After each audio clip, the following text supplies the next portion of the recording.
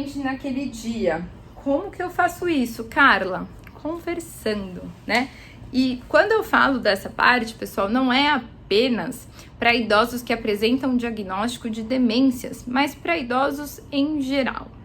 E aí eu vou compartilhar com vocês um pouquinho de uma experiência que eu tive que reforçou essa questão da importância de conversarmos com o idoso durante a nossa pré-sessão, né? Então, aferição da pressão arterial, verificação da glicemia, conversar como foi o dia, algumas perguntas que me direcionem como ele está cognitivamente naquele dia, seu estado de humor, se ele está mais agitado, se ele está mais prostrado. Então, é importante que a gente tenha essa consciência sempre que pode fazer a diferença durante a sessão.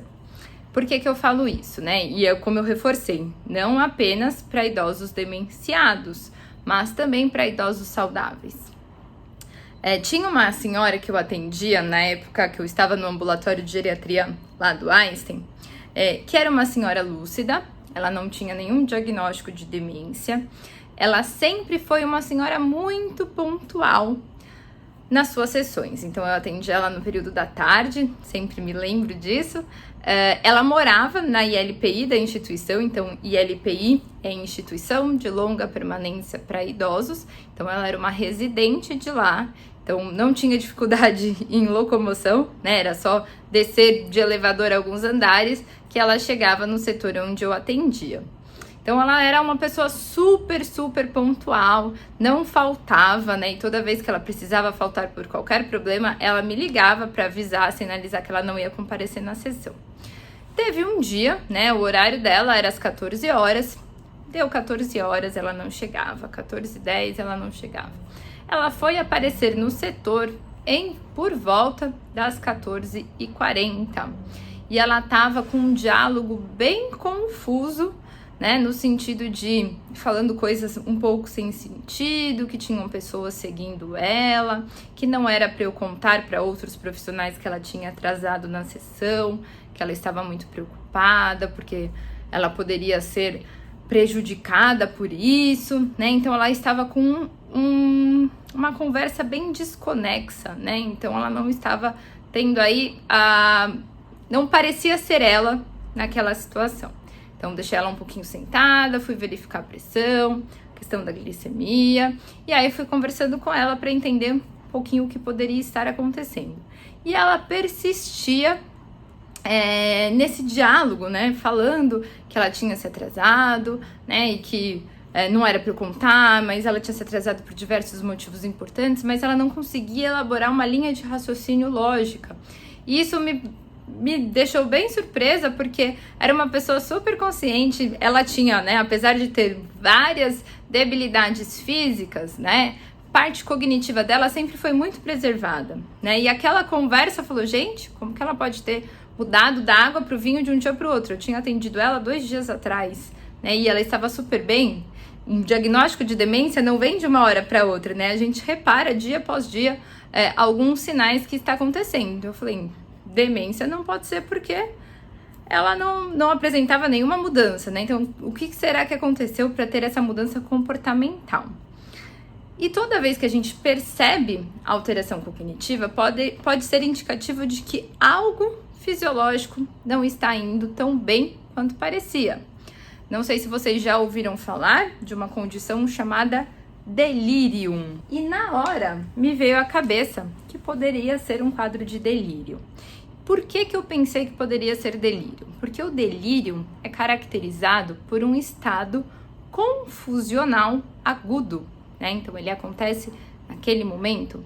Não é uma característica de demência, que é um diagnóstico de uma doença crônica.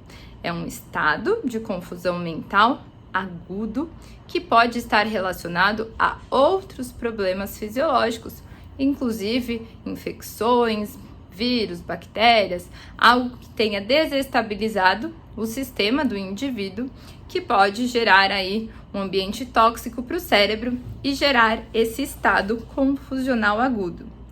E, na verdade, o que acabou acontecendo foi exatamente isso. Então, eu não iniciei o atendimento daquela senhora naquele dia, eu liguei para a enfermagem, né, e falei, olha, ela está um pouco estranha, está com um diálogo desconexo, né, está falando coisas um pouco sem sentido, eu acho que vale uma avaliação médica, né? E foi o que aconteceu, ela foi direcionada para uma avaliação médica, ela estava com um quadro de infecção urinária que acabou justificando esse estado de delírio.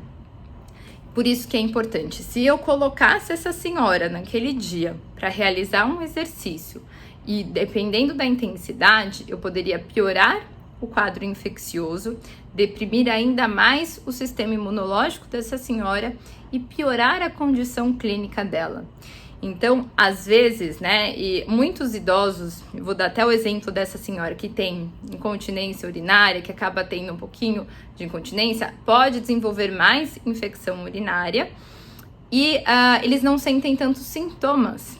E o sintoma perceptível acaba sendo a parte de delírio, né? Então, esse estado confusional cognitivo. Por isso que dialogar com o nosso idoso antes de iniciar a sessão de treinamento pode ser decisivo em relação a saber a condição dele naquele dia. Não só a parte de estado de humor, que sim, influencia demais na minha sessão, mas também a condição clínica que pode ser agravada ou não pelo exercício físico.